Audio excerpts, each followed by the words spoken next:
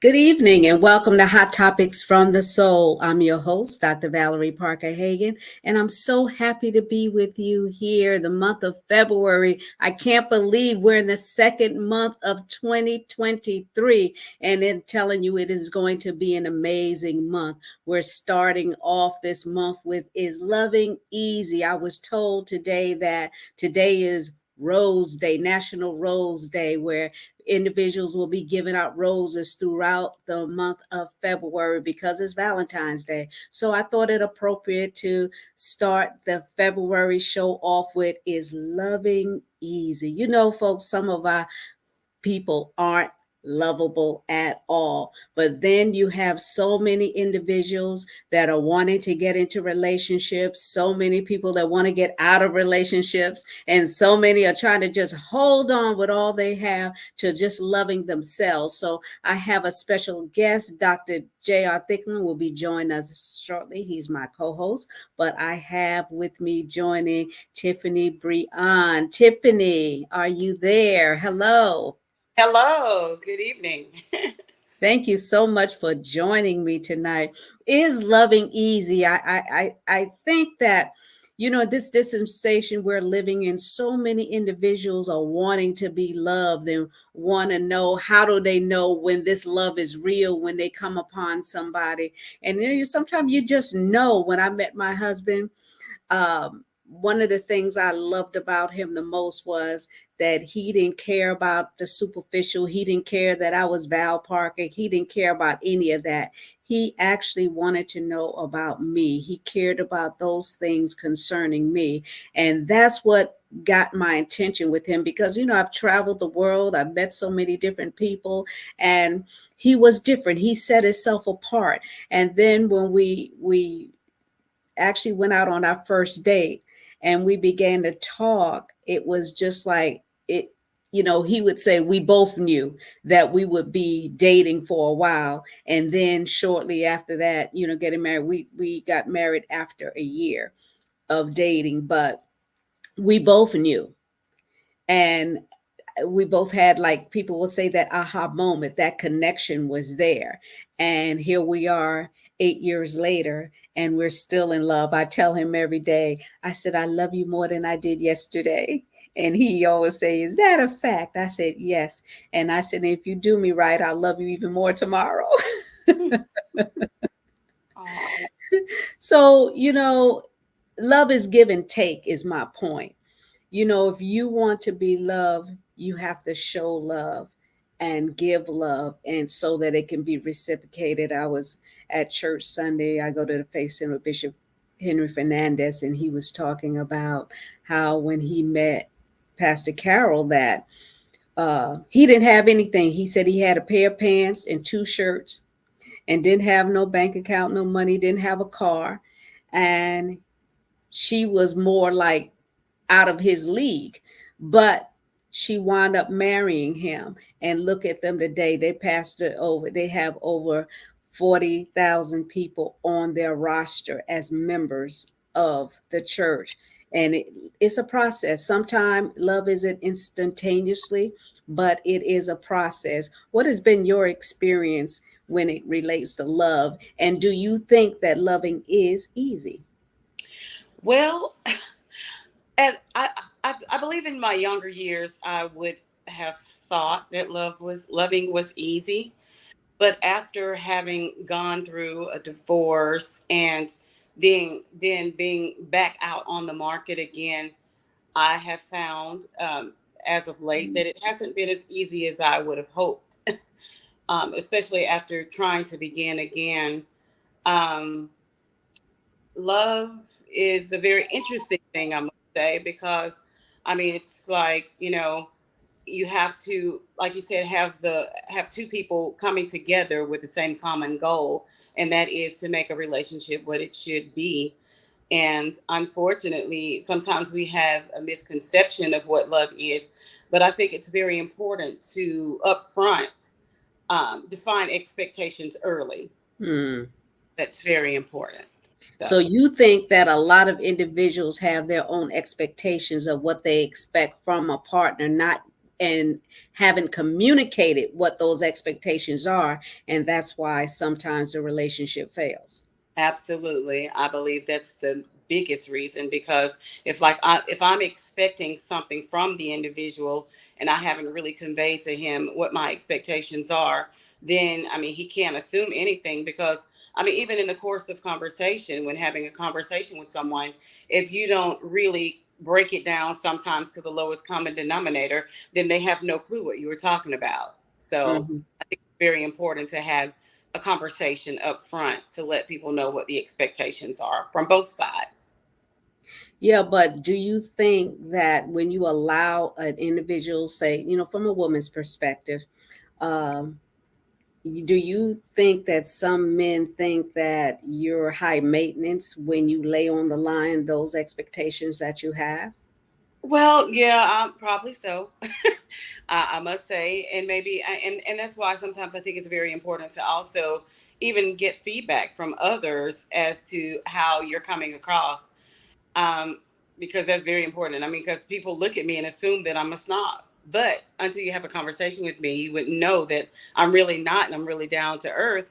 But I mean, but you have to have that conversation before you can jump to any conclusions. Yeah, well, in the business world, people think that I am hardcore, no nonsense, which I am a little bit. Yeah, I am.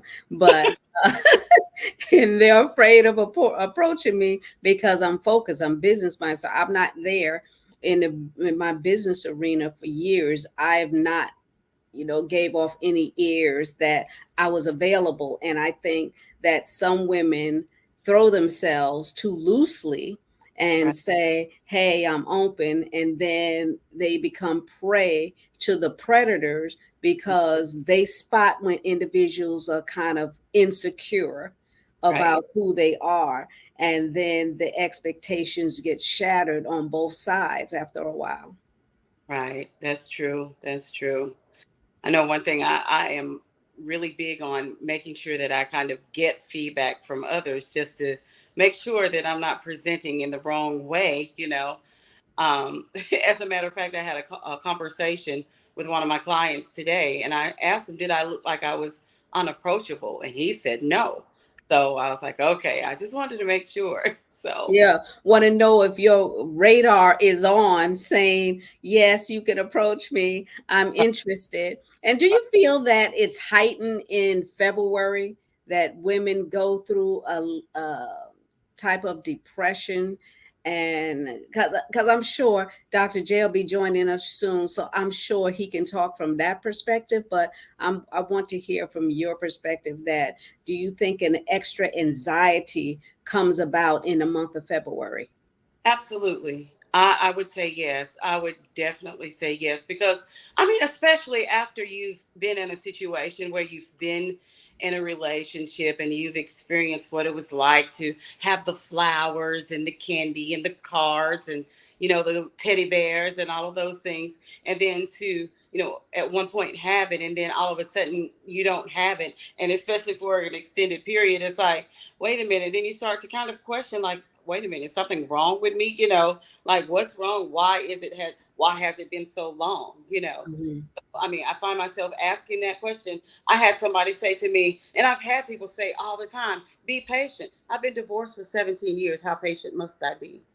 Well, I was divorced for 19 years before Uh, I remarried again. So, yeah, I occupied until he came, yeah, uh, and he was worth the wait right, right. because sometimes I anxiety of being alone allows us sometimes to be with individuals that don't have our best interests in heart.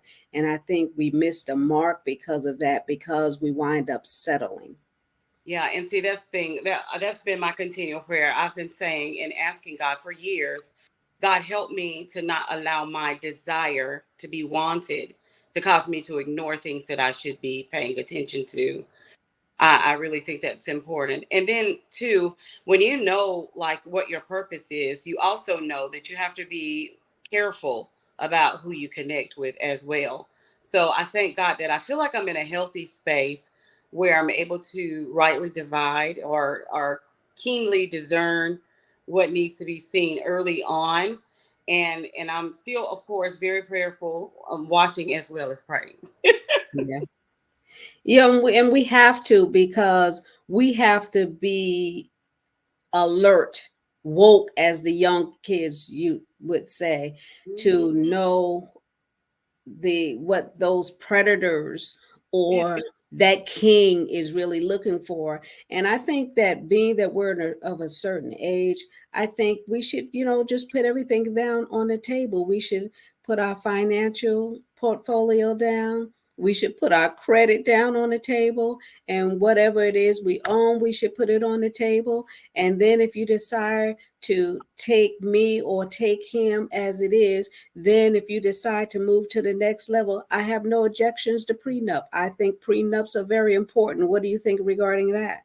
well, I'm kind of on the fence with that, because especially if you've acquired so much and all of that, it kind of makes you wonder. I mean, I do sometimes question motives. So I guess, it goes back to defining expectations up front, because if we come to that agreement or come to that conclusion together, then I mean, if both people are in agreement, I think that's okay. Hmm. Yeah, if those are, and then sometimes, like, I think it's important that both sides divulge what's going on in their lives, because, like, if, let's say, you have a nice financial portfolio and Mhm. you marry someone that does not have that in place, and he got all kind of judgments and stuff going on. Once you say I do, That's then it. you become part of that judgment. That's right. That's right. That's it, because they're going to go after you as the spouse. So it is very important. And at this age of the game, we should have our credit intact. Right. That's We right. really should. I mean, whatever we did in our younger years should not be transported into us as full grown adults. That's true. Even at a young age, I taught my children about financial responsibilities. Pay your bills so you can get credit.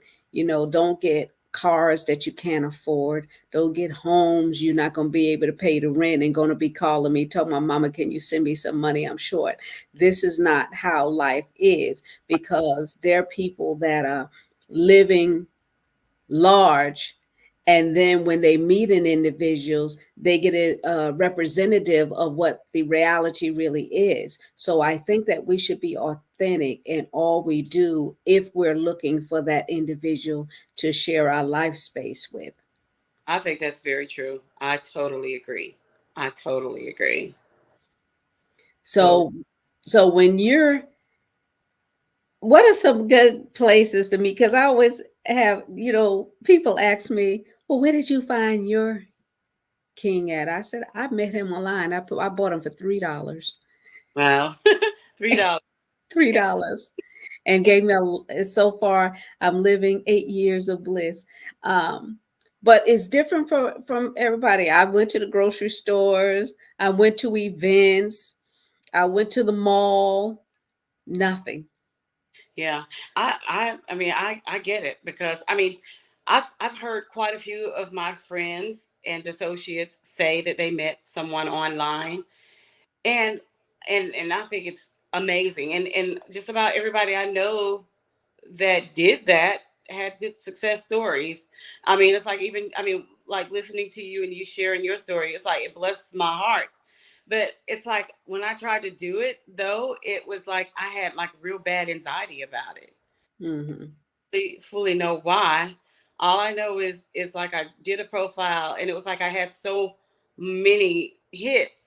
Yeah, It it's overwhelming. That's why I think it's a very important for you to be precise in that what you want, and discerning. A spiritual walk is very important when you're going through different processes like this. And, because the truth of the matter is, you can meet someone in church. My husband was a pastor and he was abusive. I did right, 19 years with that. right. So, you can meet someone in a grocery store and spend the rest of your life and totally be happy. So it's different windows that God allows you to function in to meet Yeah. that purpose and that goal for your life. And we should always be open to the possibilities, but also be careful in the possibilities. Right. That's true. That's true. I'm just sitting up here wondering, like, because I mean, like you said, I mean, one thing is for sure that I don't necessarily have to get him from the church because I've seen so much in church. And I've been in church ever since I was a kid, so all my life pretty much, and Hmm. I've seen a lot in church. So he doesn't necessarily have to come from the church, but I would love to have someone that actually really does really love God. You And know, yes, shares because your Christian beliefs, and that's very important too. How important would you think that is, coming from your perspective, to be in alliance with someone in agreement? oh man, I mean that's huge. I mean because I realized that if you connect with somebody, because I was before connected with somebody that really didn't share the same values as far as Christian beliefs and all of that, it was toxic. It was dangerous. It was dangerous for me because I mean, I got to a place where I didn't even know myself because I literally became somebody else. It's like, I mean, it was like I didn't like me. I had a very low self esteem, and I allowed a lot of what he was feeling about himself emotionally. I allowed him to project those things onto me, not fully understanding that it was him that was feeling the way he was trying to make me feel, you know. But when I came to myself and I began to let him know, hey, wait a minute, this is not who I am. So, you know, and then all of a sudden things shifted and he would say, you think you're all that. No, I actually know that I am, you know, not in my own strength and not in my own self, but through Christ, I am all that. Yes, I am. But I mean, it's like if I had not gotten out of that situation when I did, I think I would have either taken my life or his. So when Mhm. you're in a situation where you're homicidal and suicidal, baby, you need to do something about it. Okay. Mhm. Mhm. So, what was your aha moment in that relationship? Because it's better to be alone than to wish you were. Right. So many people want things so badly and don't know what they're wishing for because they're rushing. And a lot of times, you get an interpretation of someone that's not authentic, and you're thinking that individual's that one way, and he's not. I lived it, like I said, for 19 years, not realizing, you know, this was like, I mean, I thought I was in a fog for 19 years. I just, I couldn't believe the situation that I was in, Yeah. because it's not supposed to happen in a church. So you thinking, okay, he's in church, and then, oh, he's a pastor, so I'm safe. I don't have to worry about nothing. My father always protected me, so I thought I was getting someone that would protect me, not abuse me. I thought I was getting someone that would love me, not abuse me. I thought I was getting someone that would provide, and he abused me. So um those expectations that I had crumbled, I noticed, after 30 days of being in a marriage. So 30 days into a marriage versus staying in it for 17 years and then finally divorced after 2 years after that. It was very, very traumatic. So me taking time to breathe and not even want to be, because I got to tell you, Tiffany, when I came out of that marriage, I was like, okay, where can I meet the next, my next husband? I need, the anxiety of the fact, because I had been in this program for so long, and then being by myself, I had to make an adjustment that I was uncomfortable with. And that adjustment was knowing who I was and getting reacquainted with me, because, like you said, you become a different person because your will and your desires be to that of your family, and you kind of forget what it is that you actually really wanted in life. And so many individuals go through that lifestyle in that situation, and there's people that have never been married because they haven't met the real them. They've Right. always become chameleons, trying to figure out how to fit in to get to that next level, instead of functioning and being who they need to be for themselves so they could be happy. Because at the end of the day, if you're not walking in your authentic lifestyle, then it becomes a burden and you wind up developing mental issues because of the war and the battle going on in your soul and your mind. So you get ripped up from the inside out. And then when you meet someone, you don't even know where to start or where to begin because you've had so much baggage along the way trying to be someone you're really not. Right. That's huge. I mean, you have said a whole lot that was like so power packed because I mean, when coming out of a relationship, you should never, I think you should never, unless of course it depends on the circumstances surrounding the, breakup. But for me, I didn't want a relationship. I didn't want Mhm. to go into a relationship because I was like too busy trying to figure out what happened, why it happened, and all of that. And so it took me a minute. I didn't even date for like over 10 years Mm. after my You never entertained it? no, because I had no desire. It's like I didn't want to think about a relationship because I was hurt. I felt betrayed. I had so many different negative emotions that I had to process. I was like, no, didn't want to go out. But then one day, all of a sudden, that desire came to me again. But it was after 10 years, at least after. Mhm. Do you think that you missed a lot because you waited?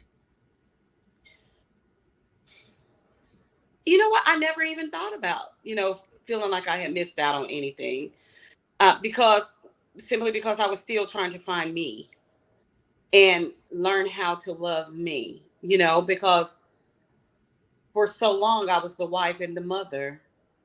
And we got married early. I was young. I was 22 when we got married. So Mhm. I didn't have a chance to really know what I liked or disliked and all of that. But in the process of that 10 years, I began to discover and like me. I began to say, hey, well, I don't have to take this or I don't have to take that. Wow. You know, and so my mama says all the time now, I'll dismiss them in a minute, because it's red flags. I'm not going to wait Right, others. Okay. It's like, I mean, I'm going to be real with you, be real with me. And right, you said earlier, you were talking about how the man that you're with, your man of God, how he wanted to know not what you had, he wanted to know the person. That's right. important to me. Get to know Tiffany. What's my favorite color? You know? Mhm. Exactly. And that was so important to me because no one had ever asked me about me. No one ever asked me what my color was, what I like to do, or anything like that. And when I was in my first marriage, I was authentic and told them things that hurt me even from a childhood. And do you know he took that and used it Yep. throughout our marriage. He became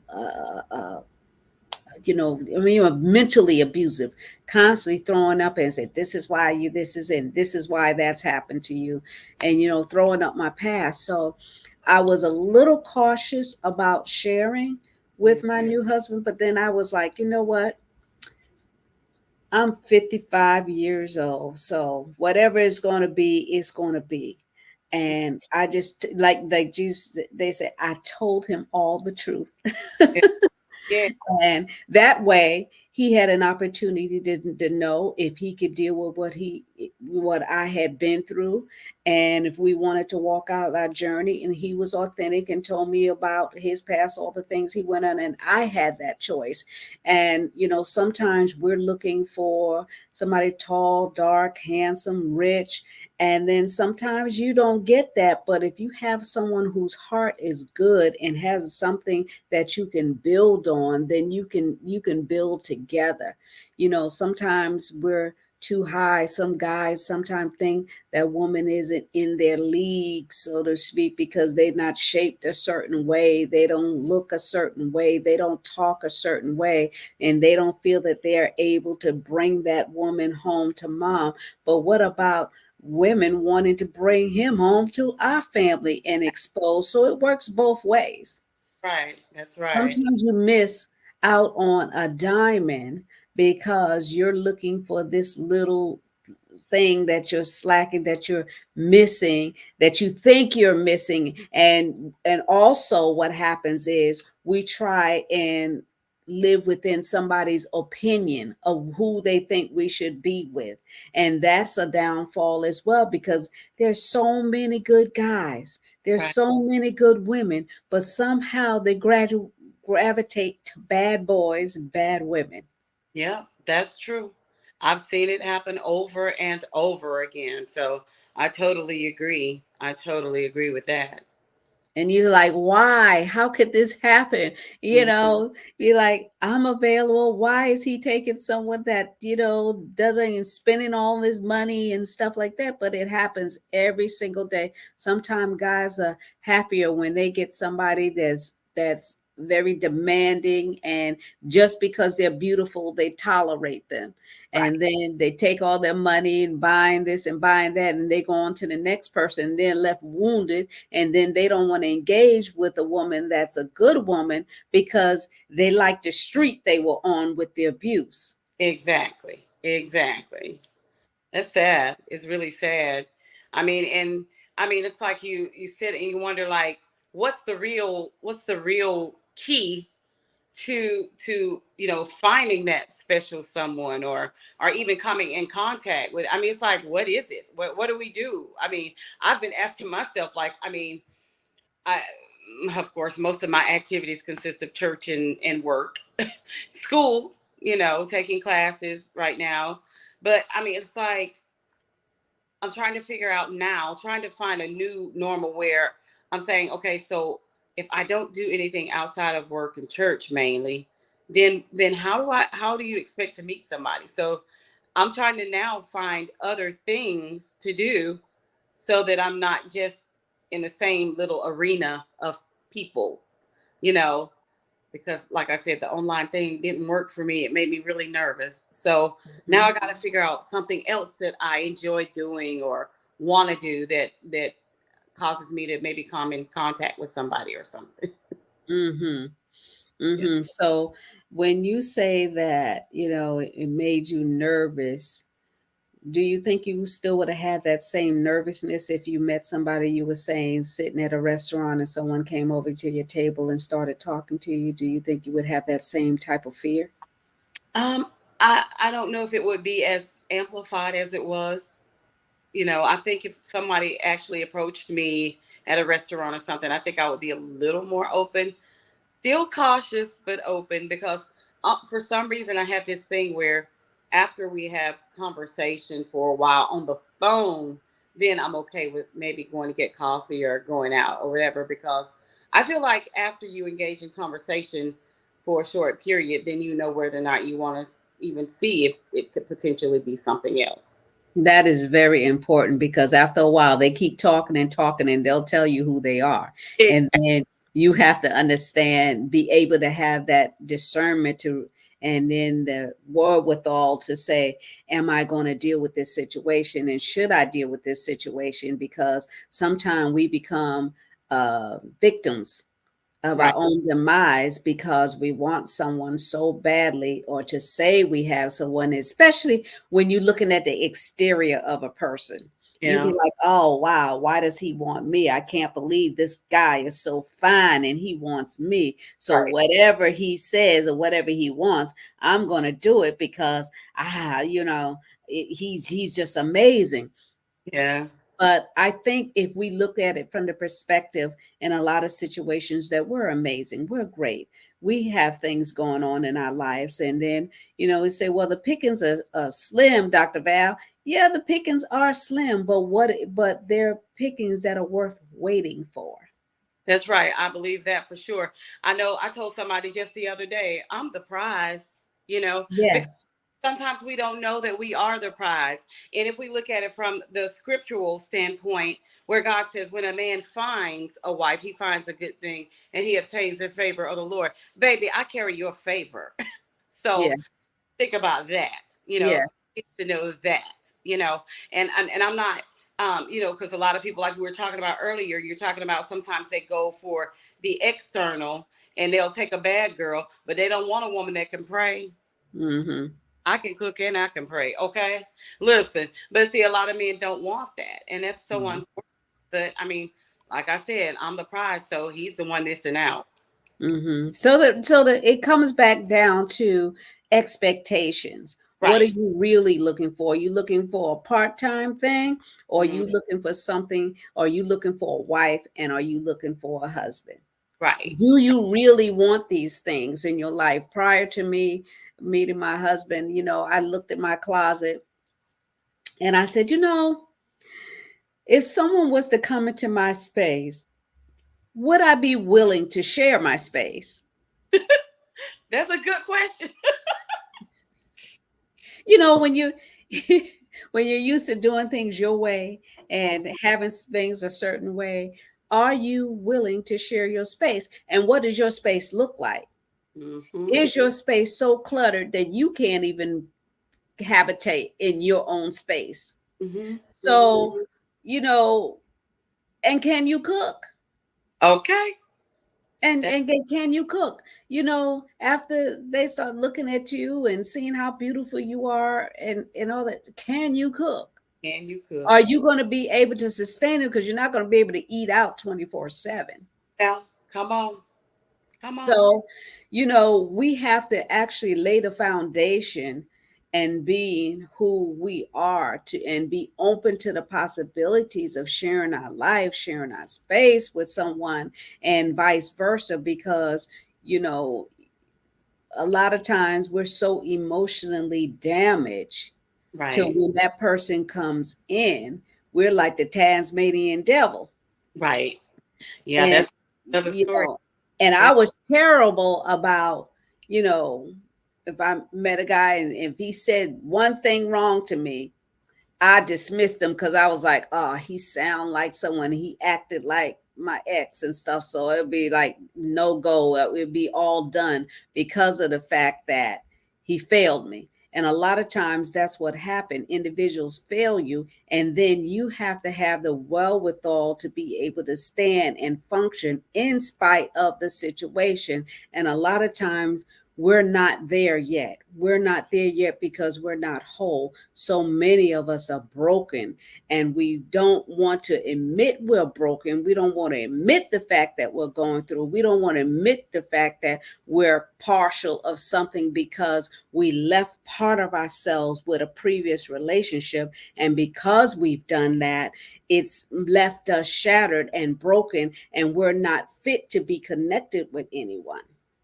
yeah, I know. I was thinking about you were talking about your experiences and how sometimes we carry those things into the next situation or the next relationship. And oftentimes I say we view things through tinted lenses, and we definitely need to try our best to make sure that we're addressing you know past hurts and traumas so that we don't carry that baggage into a relationship, because it can destroy something that could potentially be good simply because we haven't done the work in ridding ourselves of that excessive pain or baggage that came from the prior relationship. Mhm. And I will say it over and over again, get your finances in order. Yes, yes, You must get your finances in order. I don't care what age you are, get your finances in order. yes. Because from a woman's perspective, you don't want to have a mate come into your life and then you all in love and everything, and then he gets serious with you, and then when it comes down to putting together the finances, he walks away because he can't afford to marry you. Yeah, that's we. Oh boy. Right. Right. Yeah, yeah, that's a message all in itself. You Yeah. know, my dear friend Marilyn Logan wrote a book about that, calling "I Can't Afford to Marry You." She was getting ready to get married, and her husband was like, her fiance at the time was saying, let me see where your finances are, Oh and wow. they were a wreck. And he didn't marry her until she got her stuff together, because nobody wants that baggage. Right. with you, and vice versa. Some men, their stuff is so messed up, so tore up from the floor up, and they have nothing to bring into the relationship, and you don't want to be taking care of no man. I know that's right. I'm saying so I've heard people say most men are either looking for a mama or a nurse. And so I'm a nurse by trade. I don't want to be nobody's nurse too early. And I don't want to be anybody's mama. I got enough kids okay for that, you know. So Absolutely. So, how do you feel when it comes to relationships and children? if the person has children Both, or if both individuals have children, and how do you see, or have you seen how that plays out with blended families? well, actually I haven't I don't think I've gone far enough in a relationship to get to the point where we had to blend the family. Simply so, but I mean, I believe that, just like we were talking about defining expectations up front. If I believe that if there are children on both sides and we're having to blend the families, I definitely think we need to, have the conversation to see how we're going to navigate, within the relationship with the two families coming together. I think that's very important to have that discussion up front. Well, I will tell you, one of my things was I didn't want young children because my children were all grown, Right, and I right. I didn't want to deal with that Yeah, because I didn't want to deal with baby mama drama. yeah, yeah. I I think I had enough drama, but there are individuals that have the capacity to deal with young children. And hmm now the older children could be a mess because I'm telling you, my children were grown and they gave my husband a run for his money. That I was like, are they gonna run him away or what? Because yeah, they was like, okay, what's going on here? And I right. had to quickly remind them, I've been grown a long time. I pay my own bills, and you do not support me. I told my children, y'all don't support me. So if I need you, I'll holler. Yeah, But until then, peace be with you. So right. they got that, and now I mean they absolutely love him, and he absolutely loves them. And Well, see, how you go through like a lot of stuff too, then of course, I'm sure they were very protective because my kids are very protective of me. yes, They try to boss me around. Sometimes I have to remind them that I am the mother. you the mother. They were, very protective of you because of things they saw you go through. So, yeah. And he has two children. I absolutely love them, Wonderful. and our granddaughters, my grandchildren. I mean, it's blended. I absolutely love we.